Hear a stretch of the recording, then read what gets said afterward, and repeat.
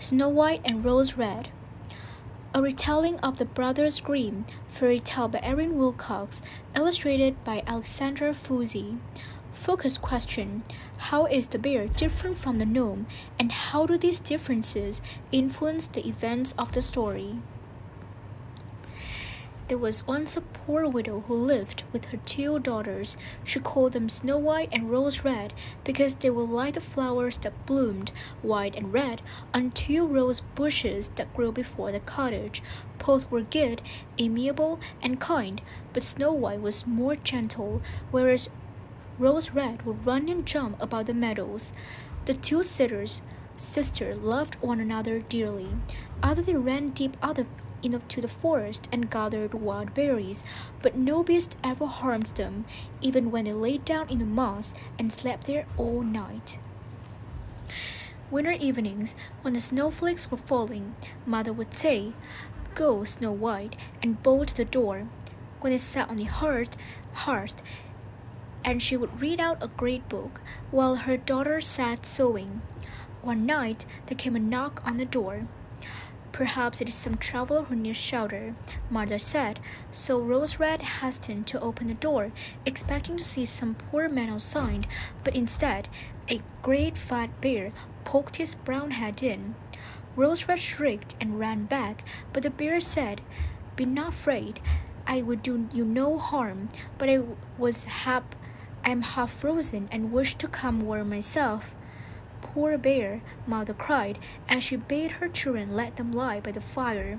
"The bear will not harm you," she reassured them. "He means well." Before he would enter, the bear bade the children come and knock the snow off his coat, so they fetched the brooms and swept him clean. He came in and played with the girls a while, then went to sleep by the hearth. In the morning, the bear left in good spirits. He returned the next night, and the night after, and all winter long.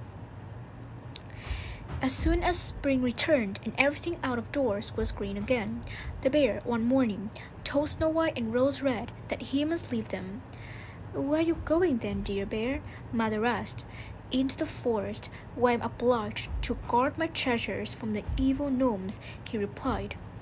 He explained that the gnomes could not rise from their underground homes while the ground was frozen, but now that he had thawed, they could come up and steal all they could find. Mother was very sad at the departure of the bear. She opened the door so hesitatingly that when he pressed through, he left behind a piece of his fairy coat. Through the hole which was made of his coat, she fancied she saw the glittering of gold, but she was not quite certain of it. Some time afterward, Mother sent the girls into the wood to gather sticks, and while doing so, they came to a fallen tree which was lying across the path. Upon its stump they saw a gnome, the end of his beard fixed in the split of the tree. "Are you going to pass without offering your assistance?" demanded the gnome. The sister took great pains to dislodge him, but his beard stayed caught. In the end, Rose Red pulled her shears from her pocket and snipped the offending clump. "Never cut my beard, you gasping geese," the gnome admonished. Then he lifted a sack of gold from the tree trunk, dragging it away. A few days later, Mother sent the girls out to buy a needle and a thread. Along the way, a great eagle flew over their heads and deep down behind the boulder. They heard a piercing shriek. Running up, they saw the same gnome they had met before, caught in the bird's talons. "Catch hold of his coat," cried Rose Red, and the two girls held the gnome fast till the bird gave up its struggle to carry him off. "Could you not hold me more gently? My coat is all torn and full of holes," the gnome complained. Then he heaved up a bag of precious stones that was tucked beneath the boulder and hauled it away. A week later, Snow White and Rose Red went fishing. As they neared the pond, they saw something like a great locust hopping about on the bank. They ran up and recognized their old acquaintance, the gnome. "Sheep-brained girls," he shouted. "Don't just stand there. Can you see this fish will pull me in?" The girl saw that the gnome's beard had not entangled with the fishing line, and so, when a great fish bit at the bait, the little fellow was not able to draw the fish out of the pond, and the fish had the best of the struggle. Rose Red tried to unwind the gnome's beard from the line, even as Snow White held him back from the water. "I cannot untangle it," announced Rose Red, and taking her shears once again from her pocket, she snipped the worst swath of the beard that was caught. "You donkey!" the gnome shouted, his face growing red as copper with rage. "Was it not enough to cut it once, but you must now take away the best part of my fine beard? I dare not show myself again now to my own people." The gnome flew at Rose Red and began kicking her shins violently. When he dropped the shears, the gnome picked them up and pointed them at her. Rose Red shrieked in fear. In response, a loud roaring noise rose up from the trees, and a great brown bear came rolling out of the forest. The gnome jumped back, terrified, but he could not gain his retreat before the bear overtook him, placing a paw upon his back. "Spare me, my dear Lord Bear," cried the gnome. "I will give you all my treasures, only spare my life. For what have you to fear from a little weak fellow like me?"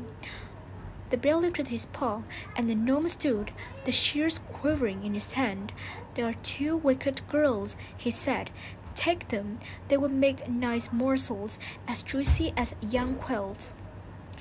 The bear growled, showing his big teeth. Quick as a viper, the gnome thrust the shears forward, aiming for the bear's eye. But the bear raised its paw so the blade plucked into the soft flesh there instead. With a thunderous sword, the bear gave the bad-hearted gnome as a single blow, and he never stirred again. The girls turned to run away, but the bear called after them, "Snow White and Rose Red, fear not.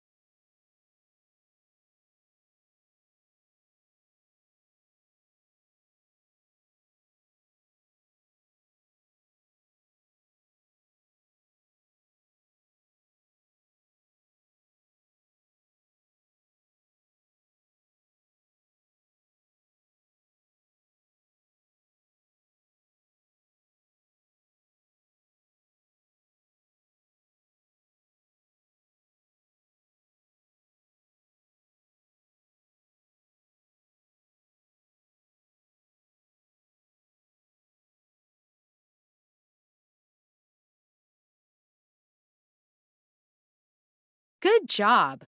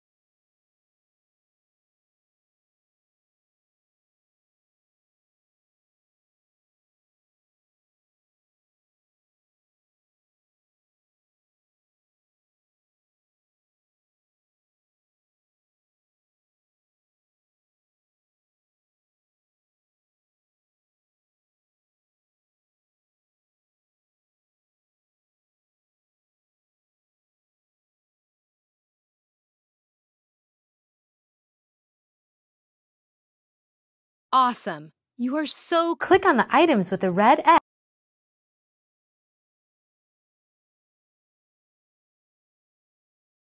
great job on a perfect score.